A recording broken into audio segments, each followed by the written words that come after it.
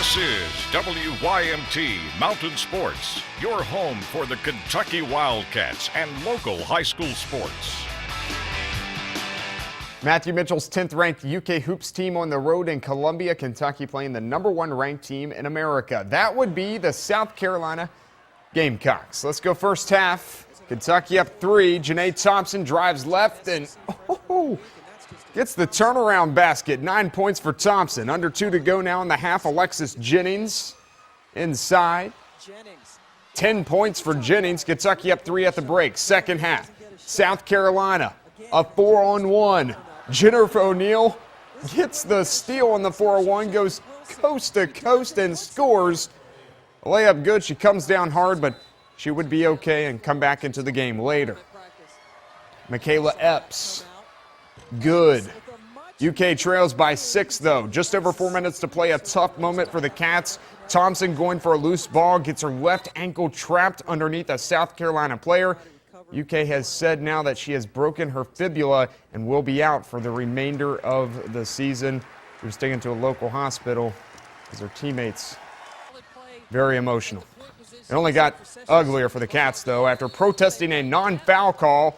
1 technical on Matthew Mitchell. And here comes the second. You're out of here. Mitchell tossed from the game. You can remember John Calipari getting tossed from the very same spot last season in Columbia. Number 10 Kentucky loses 68-60 to the #1 South Carolina Gamecocks. Now to the men, the top-ranked Cats eke out another close one. Kentucky wins in double overtime over Texas A&M. UK now 15-0 on the year. A&M drops to 0-7 all-time versus teams ranked #1, but the Aggies gave Kentucky fits. 3 Cats foul out in the game. They shoot 28% from the field. That's second worst this season. Their hands have been full with the first 2 SEC games so far this year. Look, we were just trying to escape, just to be honest. I mean, think about Dakari makes the free throws and Trey, who every other time Trey has been in that situation has missed the free throws. And you're counting on your freshman, Devin Booker, making a play in transition and Tyler making a 3. That's how we were just, guys fouled out, they were grabbing guys. We were running at non-shooters. Think about what I'm saying. He is not going to shoot it. He's driving, and we ran right at him, and the guy drives around us. Or how about this one? Or we foul the guy. I mean, it was so that at that point when you're coaching, let's just try to get out of here. Let's just try to escape. All right, Kentucky is back at home this Tuesday night against Missouri. 9 o'clock tip time inside Rupp Arena. Live coverage of the game on ESPN. Up next, the Final Four is set in the NFL. So you will play in the AFC and NFC Championships for the right to go to Super Bowl 49. Kentucky beats Tennessee in Border Bowl 8 Saturday, 33-32. That ties this series at 4 apiece. This all-star game brings attention because several local players are still in the hunt to play at the college level. At this point in the recruiting process, coaches are looking to see if a player can fill multiple roles and are capable of adapting to other positions. Well, you know, the thing is these coaches do a great job moving these kids around and playing different positions so we can get a look at them moving them around because, you know, they might have been the best player on their team and maybe played quarterback for their high school, and they come down here and play in the Border Bowl. They might have to play defensive end like one kid or play outside linebacker or receiver and get moved around to different positions. So, you know, to get to see them moving around in different spots and playing special teams is big for us. The Green Bay Packers, the Dallas Cowboys winner will play Seattle in the NFC Championship next week for the right to go to Super Bowl 49. The last time the Cowboys played a postseason game in Green Bay, it was 1967 in the Ice Bowl for the NFL Championship. First quarter, no score. Aaron Rodgers steps up and fires it into Andrew Corliss. Touchdown Green Bay 7-0. Just over a minute to go now in the quarter. Tony Romo out to Tyler Klutz. First touchdown of the season for Klutz. Game tied at 7. Second quarter.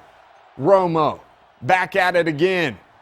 He finds Terrence Williams. He breaks a tackle and finds a seam. 38 to the crib for 6. First time the Packers have trailed at home since week 2.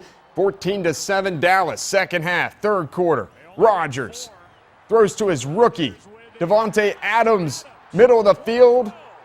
And he goes 46 yards to the end zone, 316 in the air, 3 scores for Rodgers in the game. You've seen 2 of them. Here's the third. Packed down 21-20 in the fourth quarter, and Rodgers finds Richard Rodgers. The Packers will play in Seattle against the Seahawks in the NFC Championship next Sunday, a rematch of their Week 1 game, which they lost 36-16. All right, the Colts in Denver taking on the Broncos. Winner will face the Patriots in the AFC Championship next week. The horse, Miles, he looks like he's ready to go. First possession of the game for Denver. Peyton Manning, Julius Thomas.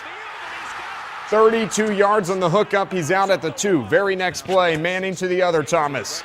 Demarius.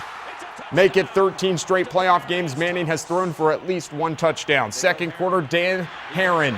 Dan Boom Herron.